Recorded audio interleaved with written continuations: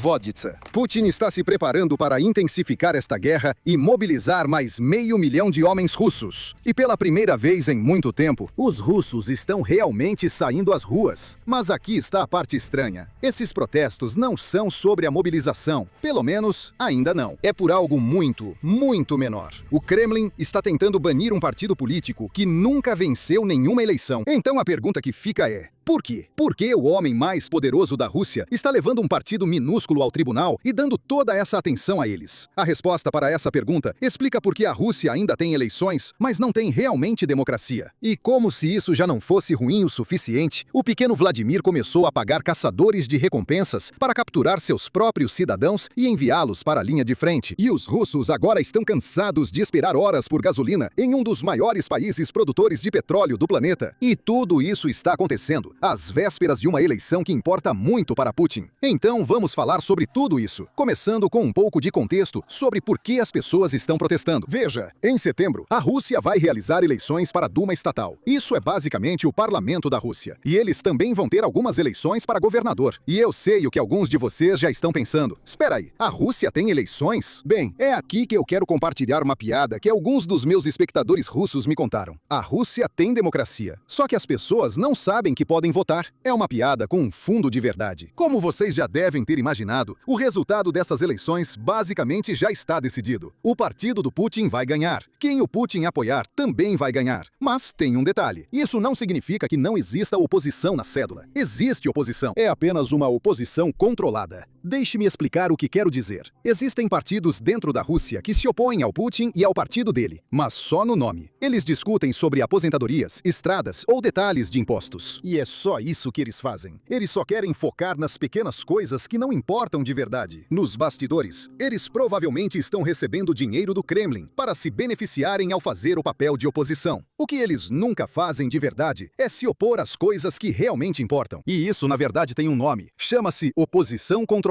E lembre-se desse termo, porque ele vai voltar mais tarde no vídeo. Agora, o problema de ter uma oposição controlada é que de vez em quando aparece um partido ou um candidato que passa despercebido. Ou seja, ele não é realmente controlado. Ele é de verdade um candidato real que representa uma ameaça genuína para Putin. E isso é algo assustador para um ditador, mesmo em uma eleição já decidida de antemão. E tudo isso nos traz de volta ao partido sobre o qual todos estão protestando. O partido se chama Yabloko. Espero estar pronunciando corretamente, mas basicamente é a palavra russa para maçã. Então, quando você vê esses vídeos de protesto, vê as legendas das pessoas gritando maçã. Bem, eles não estão realmente gritando sobre a comida. Eles estão gritando o nome do partido. Mas eu imagino que a tradução automática confunde tudo. Agora, Yabloko é o partido liberal mais antigo dentro da Rússia. E nesta eleição, é o único partido que está concorrendo com uma plataforma anti-guerra. Eles têm cerca de 400 candidatos em todo o país. E todos estão fazendo campanha com essa ideia principal. Querem parar a invasão da Ucrânia. Agora, tudo isso parece positivo, mas aqui está a parte estranha. Esse partido não é grande coisa. Sempre gosto de lembrar que não dá para confiar muito nos números que vêm da Rússia. Mas, de acordo com pesquisas russas, e se olharmos apenas os dados de registro desse partido, o partido tem cerca de 2 a 3% de apoio. Eles nunca iriam realmente vencer ninguém nessa eleição. E mesmo assim, neste momento, há um juiz em São Petersburgo decidindo se esse partido vai poder aparecer na cédula eleitoral ou não. E é exatamente isso que as pessoas estão protestando. Aqui está a reportagem. Centenas de russos apareceram na Suprema Corte em Moscou para manifestar oposição ao novo nível de paranoia de Putin, onde ele simplesmente vai banir um partido político só porque está sendo desafiado. Um partido com 3% de apoio.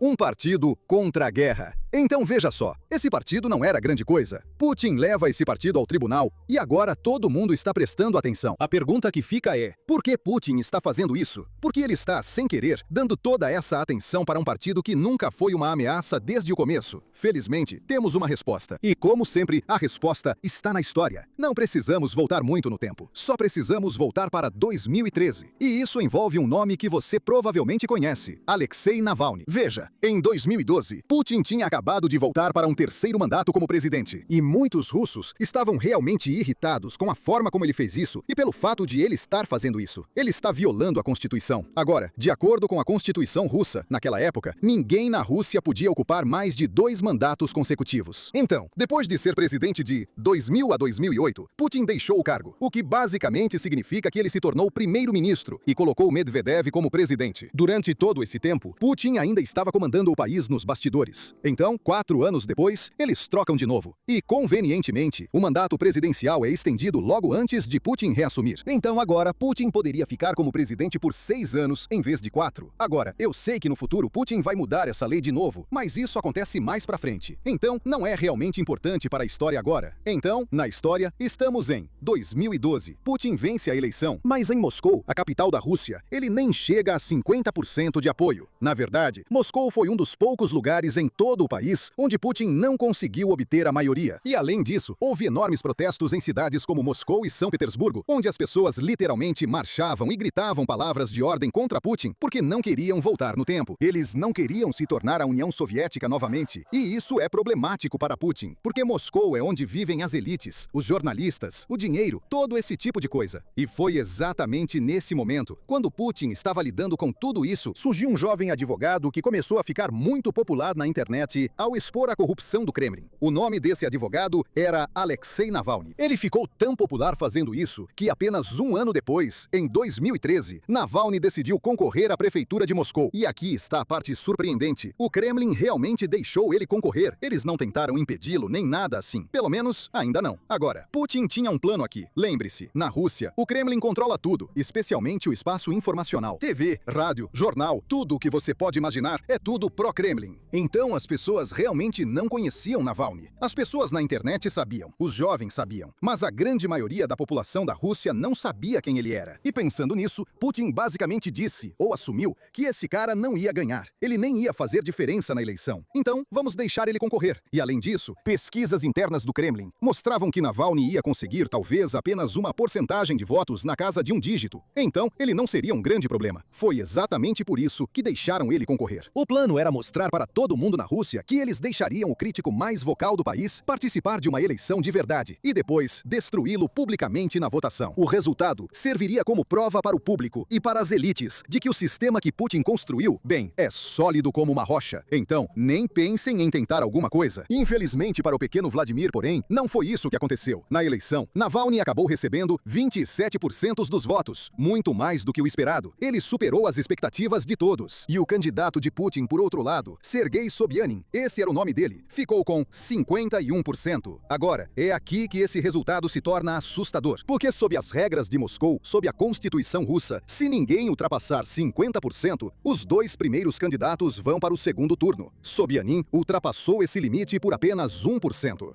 Agora pense no que teria acontecido se essa eleição realmente tivesse ido para o segundo turno. Sobyanin contra Navalny. Todas as pessoas que não votaram em Sobyanin no primeiro turno agora teriam apenas uma opção, Navalny. Agora, nós não sabemos se Navalny teria vencido, mas a eleição, o segundo turno, teria sido muito mais apertado do que o Kremlin considera confortável. E é exatamente por isso que o Kremlin tirou uma lição de 2013. E essa lição foi, basicamente, nunca deixar um candidato da oposição entrar na cédula, não importa o quão pequeno esse candidato realmente seja. E isso nos traz de volta ao Yabloko, o partido político sobre o qual estávamos falando. Putin sabe que ele nunca iria perder. Ele nunca vai perder. Mas do que ele realmente tem medo é que a contagem de votos prove para todo mundo exatamente qual porcentagem do público russo é contra a guerra. Porque lembre-se, este é o único partido anti-guerra na cédula, o que significa que cada voto para esse partido basicamente se torna um referendo sobre quantos russos realmente se opõem a essa guerra. Esse é o tipo de informação que Putin não quer que o público saiba e que Putin não quer que as elites saibam, porque isso pode se tornar perigoso. Agora, é claro, existe uma segunda camada em tudo isso. Campanhas são basicamente uma forma legal de organização política, e esse partido tem 400 candidatos, ou seja, 400 núcleos locais, onde russos contra a guerra estão se reunindo, conversando e se coordenando. Em um país que está ativamente reprimindo qualquer um que tente se organizar contra a guerra, Putin não quer que as pessoas tenham uma maneira legal de se organizar. É exatamente por isso que ele proibiu o Telegram antes da mobilização começar. É exatamente por isso que ele está forçando todo mundo a usar esse aplicativo estatal, controlado pelo governo, chamado Max, onde ele pode literalmente ler cada mensagem que você envia para qualquer pessoa. Putin realmente quer garantir que a oposição não tenha nenhum pingo de espaço. E é exatamente por isso que ele está fechando esse partido. Agora, lembra daquele termo que eu mencionei antes? Oposição controlada? Bem, é aqui que isso entra em cena. Porque, tecnicamente falando, não é o Putin quem está tentando fechar esse partido. É outro partido de oposição que entrou com um processo contra esse partido Yabalko. É isso que eu quero dizer com oposição controlada. E se você já viu essa história antes também, sempre que o Putin quer fazer alguma coisa, não é o partido dele que faz o trabalho sujo. É algum outro partido que, de repente, aparece com essa ideia. Aí, do nada, todo mundo simplesmente apoia. O partido do Putin, o parlamento, até o sistema judiciário, como vocês vão ver em um instante. Agora, de acordo com esse partido de oposição controlada que entrou com o processo, a alegação, basicamente, é que Yabalka, esse partido político que é contra a guerra, é secretamente financiado do exterior. E é por isso que eles deveriam ser banidos. E as evidências que eles usam para essa alegação são simplesmente risíveis. Eles dizem para dar uma olhada nas redes sociais do Yabalka, ou especificamente nos seguidores do Instagram, nos likes do Instagram e nos comentários do Instagram. E eles disseram que todos esses seguidores, likes e comentários, eles estão vindo de fora da Rússia. E adivinha, os tribunais russos realmente aceitaram isso, o que é sinceramente insano, porque eu poderia simplesmente usar bots para colocar, digamos, 10 mil seguidores na conta do Putin no Instagram. E de acordo com essa regra, agora o Putin não poderia governar a Rússia, porque ele tem apoiadores estrangeiros. Agora, tudo isso parece estúpido, mas infelizmente funcionou. Dá uma olhada. Suprema Corte Russa decide banir o único partido pró-paz das eleições parlamentares. Essa é a democracia russa, onde nem mesmo os tribunais são realmente independentes. Eles simplesmente escutam o que o Putin quer e decidem de acordo. Mas, felizmente, é o seguinte. Espero que isso seja insuficiente e tarde demais. Porque ainda existem russos que estão muito insatisfeitos com a guerra e muito insatisfeitos com o Putin. E eles estão dizendo isso em voz alta. Ouça este ator russo que está dizendo ao Putin exatamente o que vai acontecer com ele. Drones iranianos não vão te ajudar. Calibre e grade não vão te ajudar. Suas balas vão acabar. Você será esmagado. Eu vou ficar feliz. Agora, lembre-se de como este vídeo começou. Putin se preparando para mobilizar mais 500 mil de homens. Bem, parece que esse processo já está em andamento e está ficando feio. Os recrutadores do exército russo estão recorrendo a táticas cada vez mais coercitivas, incluindo agarrar homens nas ruas e enganar estudantes para que se alistem, já que a vantagem numérica de Moscou na Ucrânia está sob pressão. Agora, isso não é tão generalizado quanto o que Putin provavelmente vai fazer depois das eleições, mas já estamos vendo sinais disso nas regiões mais distantes da Rússia. Aqui temos um vídeo de uma família tentando impedir que recrutadores russos basicamente sequestrassem seu filho. Dá uma olhada. Você não deveria? Alguém foi agir, vai ser punido. Não, Sim, Putin. todos. Levaram todos. Vai agir, vai ser punido. Sim, mas... Quer dizer, você quer, faça isso ainda. Você precisa fornecer a falta porque você não gosta de mim. Sim. O que aconteceu com seu pai? O que aconteceu com meu pai? Sim. Aconteceu? Vai agir, vai ser punido. Continua. E além disso, aqui está o programa de recompensas que mencionei no início do vídeo. Putin agora está oferecendo grandes recompensas em dinheiro para caçadores de recompensas, para que eles possam capturar seus próprios compatriotas russos e enviá-los para a linha de frente. Esses especialistas em mobilização estão ganhando até 12 mil dólares, então aproximadamente 1 milhão de rublos, por capturar um homem russo e enviá-lo para a linha de frente. Agora, por causa de todas essas notícias e do próprio presidente Zelensky, que continua falando sobre a próxima mobilização da Rússia, os russos comuns estão ouvindo demais sobre isso e eles mesmos estão discutindo sobre o assunto. E isso é algo que a mídia do Kremlin não pode permitir, porque isso cria problemas com os quais Putin terá que lidar por muito tempo. Então, dê uma olhada nesse trecho da mídia russa, e depois eu vou explicar por que eles estão tão desesperados para acalmar todo mundo. Boatos de que vai haver mobilização. Isso é desinformação do inimigo, que foi rapidamente espalhada e compartilhada nas nossas redes sociais. E mesmo assim, ninguém para pensar por um segundo. Por favor, me diga, O que mobilização realmente significa? Como você imagina isso? Então agora eles vão aparecer e dizer que isso é uma guerra, porque para acontecer uma mobilização total, tem que haver uma guerra. Então nós declaramos guerra e todo mundo vai para a linha de frente. Qual frente? Todo mundo simplesmente se reúne e vai para a linha de frente. Dadas as condições da guerra moderna, isso não é a grande guerra patriótica. A forma como ela é conduzida exige um conjunto muito diferente de conhecimentos, habilidades e treinamento de um soldado, além de armamentos diferentes. Esta não é a geração que passou por Ozo Aviakin e Dosaf. Essas não são as pessoas que receberam treinamento militar básico na escola.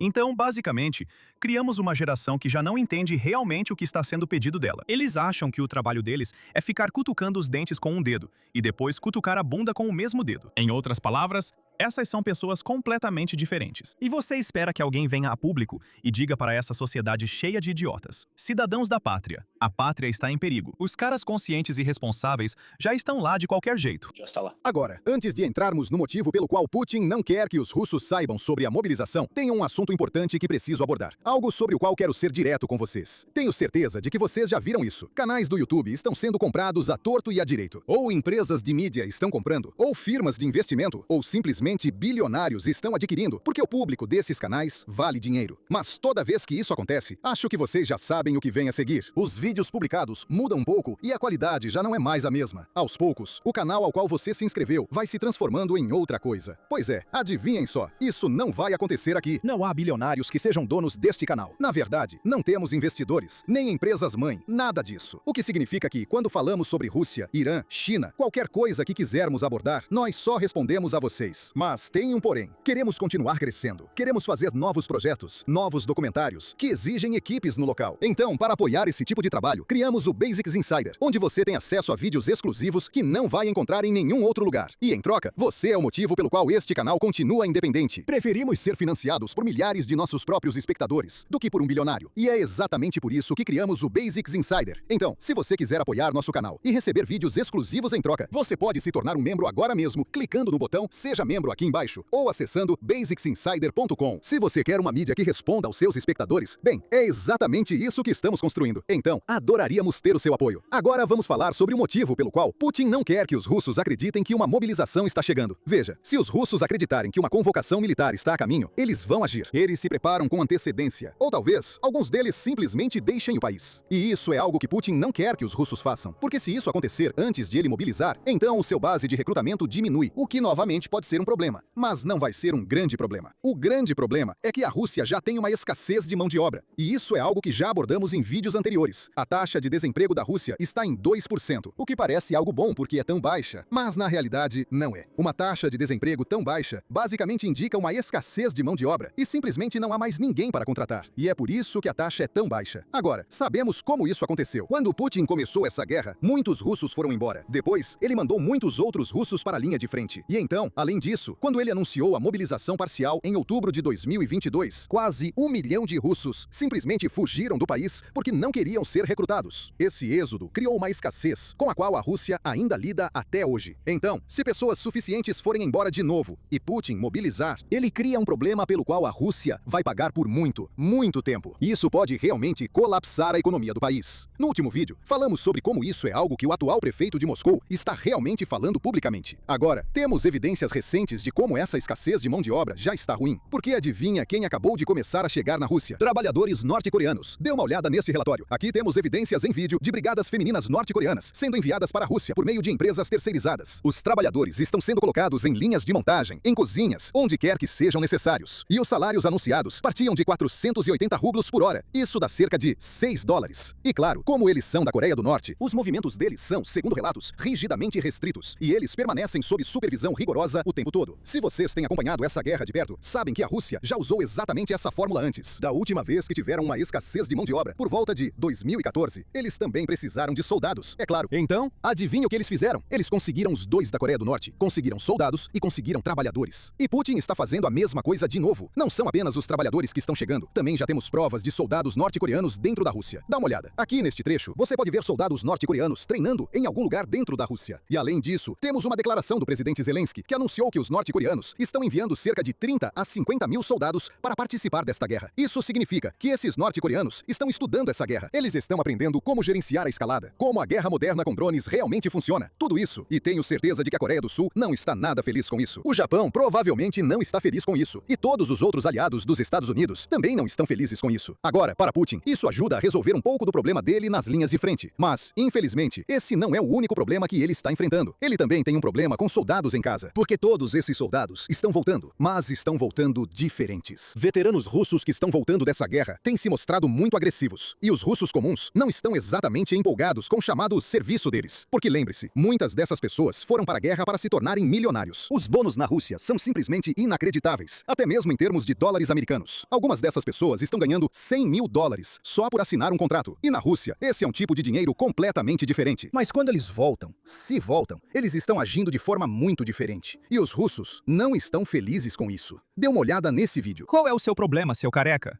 Senta aí e fica quieto, pelo amor de Deus. Antes que eu te arrebente, seu merdinha. Você tá maluco? Vai, fala. Diz que você tá lutando por minha causa. Eu tô lutando por mim, não por você.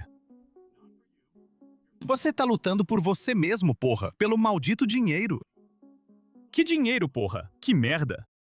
Você veio do Nick? Ou de onde você veio? Se ofereceu, foi? Eu fui mobilizado, caralho. Você foi pelo dinheiro. Não fode comigo, porra. Mobilizado. Tô te falando pela última vez. Não faz isso. Entendeu? Eu não sou seu camarada. Não sou seu irmão. Nem ninguém pra você, porra. Não fala comigo desse jeito, caralho.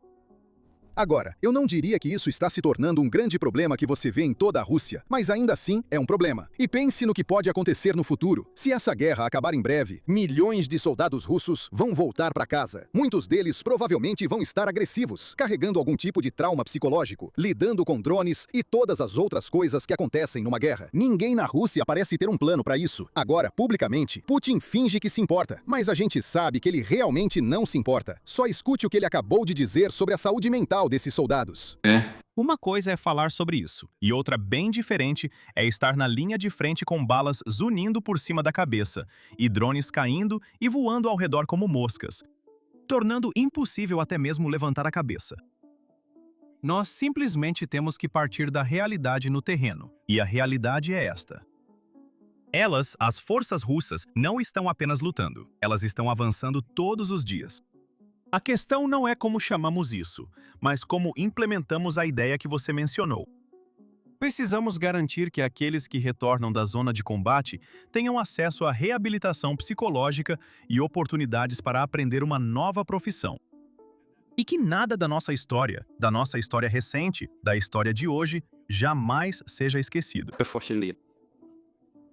Agora, quero mostrar uma coisa. Mais uma medida de como essa guerra está realmente indo mal para Putin. Há apenas alguns anos, ele disse que outros países, mais especificamente países pró-Ucrânia, estavam tentando isolar a Rússia. Mas isso realmente não estava funcionando. Ouça só, e depois vou mostrar como isso saiu pela culatra.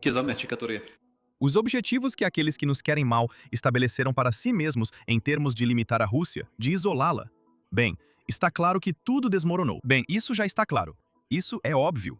Mas o que também está claro é que estamos ganhando cada vez mais apoiadores em todo o mundo. Apoiadores estão surgindo em todo o mundo. Agora, veja quantas viagens ao exterior Putin realmente fez. Em janeiro, Putin não pôde ir a lugar nenhum. Nada em fevereiro, março, abril. Então, em maio, ele vai para a China e o Cazaquistão, bem na fronteira russa. E depois, em junho, julho, nada. Duvido que ele vá a algum lugar em agosto também. É isso que é isolamento de verdade. Porque, sejamos honestos, a grande maioria do mundo não apoia as ações agressivas de Putin. E também, não vamos esquecer, ele é o primeiro presidente em exercício na história do mundo que tem um mandado de prisão internacional pendente sobre sua cabeça. Então, há muitos países para os quais ele realmente não pode ir. Na verdade, há muitas coisas inéditas nesse currículo que Putin não quer que as pessoas saibam. E enquanto Putin fica em casa, ataques ucranianos no interior da Rússia continuam, incluindo um ataque a uma refinaria que financia as empresas de petróleo de Putin. A Ucrânia acabou de atingir esta refinaria de petróleo Nizhnekrats, a quinta maior do país. Essa instalação fica a cerca de 2.000 quilômetros da fronteira ucraniana. Isso equivale a aproximadamente 1.300 milhas de profundidade. E essa é uma refinaria muito importante. Ela fornece cerca de 40% da receita para essa empresa chamada Teftetavneft, que é a quinta maior companhia de petróleo da Rússia. Então, claramente, um grande fornecedor de dinheiro que Putin precisa desesperadamente. E além disso, essa refinaria refinaria produz muitas matérias-primas que a indústria de defesa da Rússia usa para sua própria produção. Agora, na verdade, temos um vídeo dos russos reagindo aos ataques, porque imagino que eles não estão acostumados com drones voando a 2.000 quilômetros para dentro do território. Então dê uma olhada. Em todo mundo estão fugindo. Mais apoiadores estão fugindo. Em todo lugar.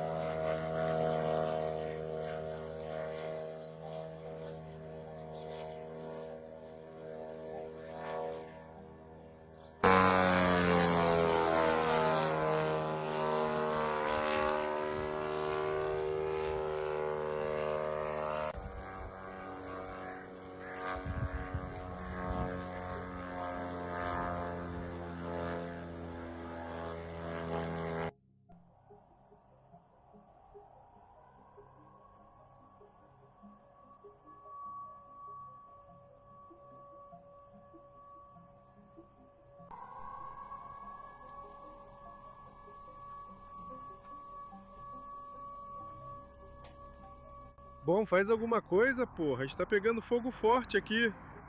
Eu não sei, mas lá não tem porra nenhuma de empresas, pelo que eu me lembro.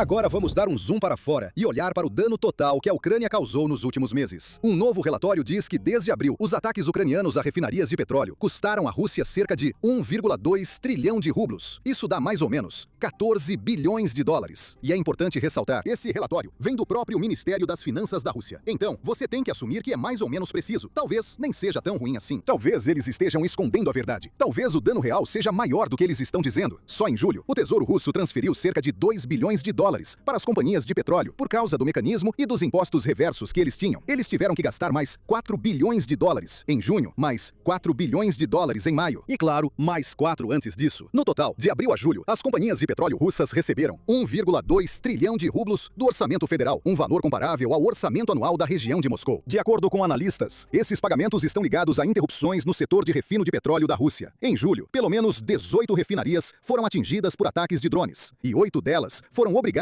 a interromper a produção. Das 12 refinarias atingidas, pelo menos 7 continuavam paradas no final de julho, enquanto outras 11 haviam retomado as operações apenas com capacidade parcial, variando de 30% a 70%. Agora, muitos números basicamente mostram que as refinarias russas estão sofrendo. Ou elas não estão operando após um ataque de drone, ou mesmo que estejam funcionando, elas não estão operando em plena capacidade. E isso está causando muita dor de cabeça para os russos, que querem gasolina, mas precisam ficar horas na fila antes de conseguirem abastecer o carro. E lembre-se, isso está acontecendo às vésperas de uma eleição que vai acontecer em setembro. Agora, não estou dizendo que Putin vai perder essa eleição, mas isso não significa que ele não possa ser surpreendido por ela. Então, espero que haja algum tipo de choque com o Kremlin tenha que lidar. Mas por enquanto, vamos dar uma olhada em como os russos estão reagindo a essa escassez de combustível. Então, G, a gente vai comentar o fato de que já é quase 1 da manhã e eu estou aqui parada. E um monte de outras pessoas estão na fila do posto de gasolina? Eu cheguei aqui às 11 horas. E é isso, tudo parou. Na verdade, numa hora dessas, deixa eu te contar, tem uma crise demográfica na Rússia. Todo mundo devia estar fazendo filhos num sábado à noite. Como diabos a gente está aqui esperando por gasolina? Eu fui a um posto de gasolina. A gente tem aqueles passes ali, né? No segundo posto de gasolina, olha, nem vou falar da fila que tinha lá. Na Rosneft, a fila vai até onde? Olha, isso é uma piada total. E claro, também temos jornais russos e a mídia russa cobrindo tudo isso e falando sobre quais soluções eles têm. Uma das soluções é basicamente piorar a qualidade da gasolina. Então eu imagino que eles estão misturando com alguma coisa. Provavelmente não é água. Eu realmente não sei. Mas seja lá o que for que estão misturando, isso está criando um grande problema para os carros russos. Dá uma olhada nessa reportagem. Agora, neste verão, ataques de drones ucranianos a refinarias de petróleo russas provocaram uma escassez de combustível em muitas partes da Rússia. A primeira página do Moskovsky Komsomolets desta manhã destaca uma das consequências disso. Postos de gasolina na Rússia agora estão autorizados a vender combustível com padrões de emissão desatualizados. O jornal chama isso de gasolina anticrise. Isso inclui o combustível Euro 2, proibido na Rússia em 2013 e que contém 50 vezes mais enxofre do que a gasolina moderna. O jornal do governo russo, Rossiyskaya Gazeta, também destaca a história. O governo permitiu a produção e venda de gasolina com padrões de emissão mais baixos. Isso inclui Euro 2,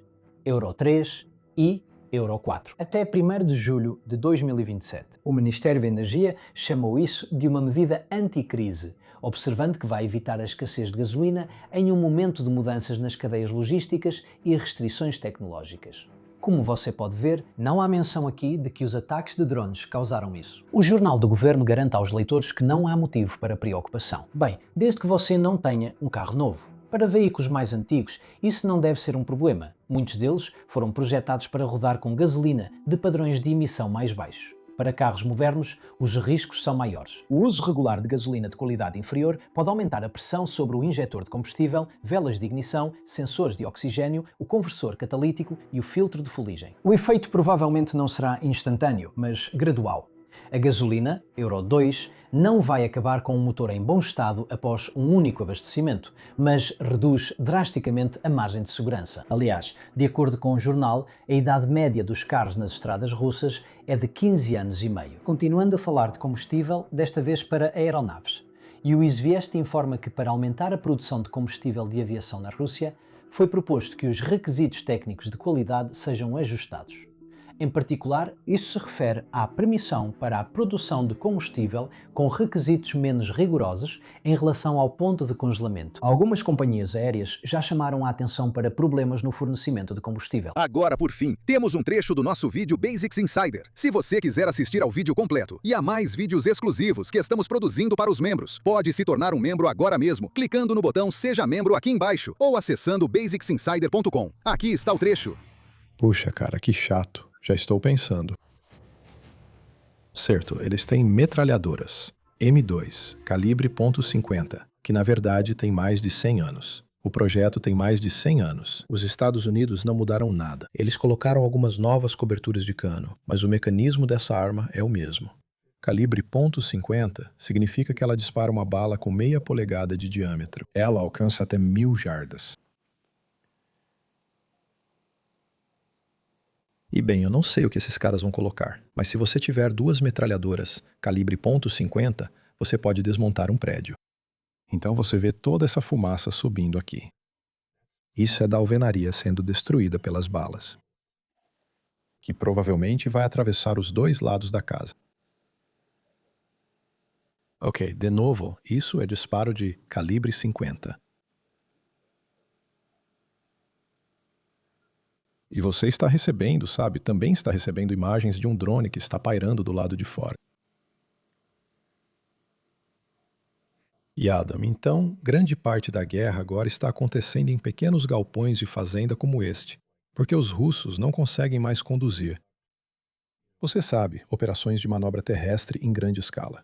Eles não conseguem porque a Ucrânia coloca 15.000 drones por dia no ar.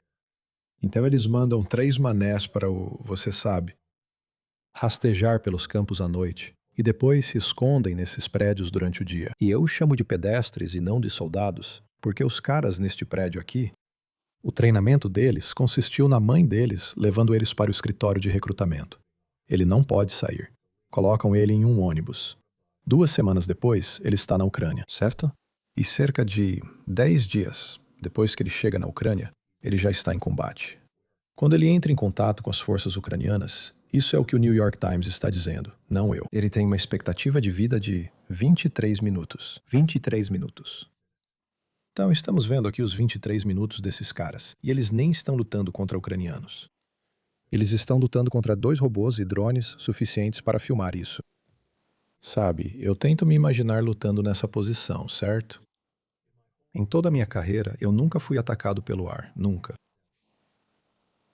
Mas esses caras estão apanhando, sabe? Então você pode ver, olha a quantidade de destruição ali. Aquilo é tudo poeira de alvenaria, aquela fumaça cinza. E olha o que sobrou, sabe? Olha o que sobrou daqueles prédios. Então provavelmente não vimos a Baba Yaga. Embora eles não operem com muita frequência durante o dia, mas sabe, às vezes operam. E isso obviamente é algum, você sabe, dano explosivo maior que derrubou o prédio. Agora, acredite se quiser, esses caras podem ter sobrevivido porque a maioria desses lugares tem porões, certo? Então esses caras podem realmente ter sobrevivido a tudo isso. Mas nós voltaremos. O Borst é bem barato, sim. Exactly. Sim, eles caíam um pouco de poeira na sopa deles, com certeza. Ok. Este é um drone não tripulado. Ele está levando alguns civis para um lugar seguro. Sim, há muitos lugares na linha de batalha, na linha 0, e muitas das cidades expostas que estão na linha de frente, onde as pessoas simplesmente não queriam sair. E, sabe, a gente pode sentar aqui e perguntar, por que eles não vão embora? Certo, ali está um drone russo. E claro,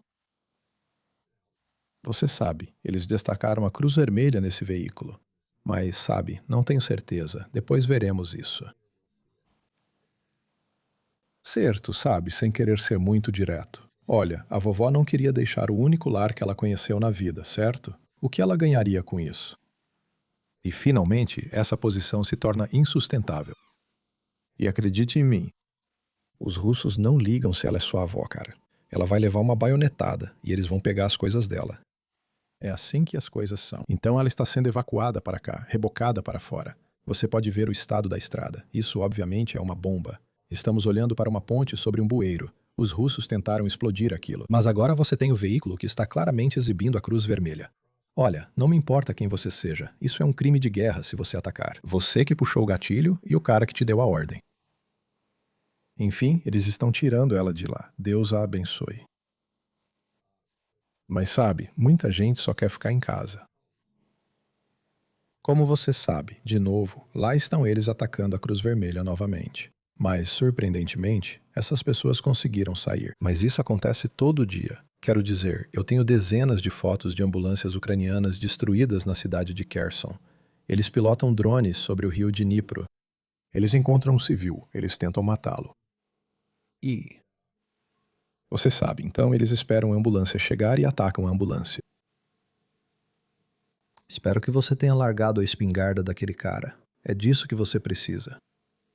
De qualquer forma, mas eles tiraram ela de lá. E, você sabe, existem mocinhos e bandidos nessa guerra, Adam. E os bandidos são os russos. Nós assistimos isso. Você provavelmente tem muito conhecimento sobre isso. É uma equipe entrando e explodindo uma posição com um monte de TNT. Sim, então, literalmente, demolição de combate. Sabe, se você está entrando em uma área urbana, um cenário de combate urbano ou, sabe, ambientes internos, que chamamos de CQB, combate em ambiente confinado, isso aqui parece ser, obviamente, um pouco mais cedo. Olha só a geada.